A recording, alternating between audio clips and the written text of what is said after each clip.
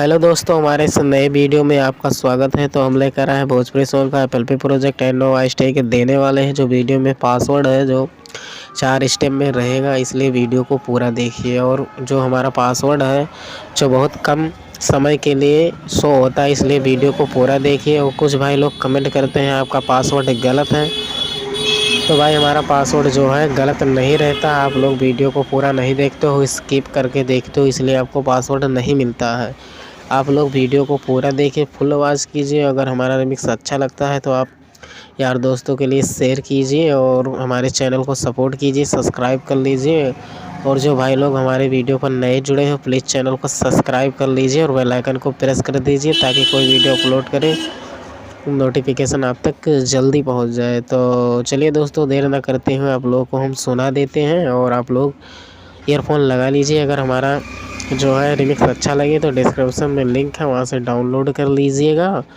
और क्या क्या यूज़ किए हैं चलिए आप लोगों को दिखा देते हैं, और अपने हिसाब से ख़तरनाक रिमिक्स किए हैं, आप लोग सुनकर बताइएगा कैसा है, कमेंट कीजिएगा और वीडियो को लाइक कर दीजिएगा और चैनल को सब्सक्राइब कर लीजिए। तो चलिए आप लोगों को हम सुना देते हैं।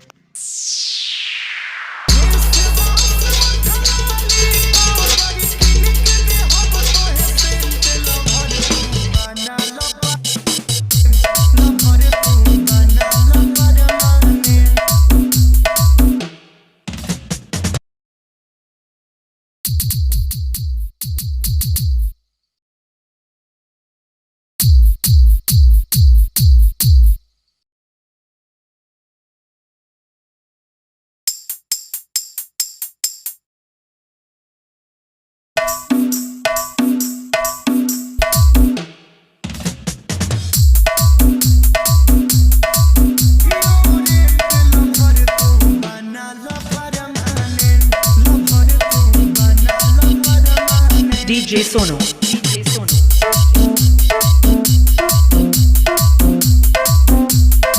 Maskanwa Bazaar Maskanwa Bazaar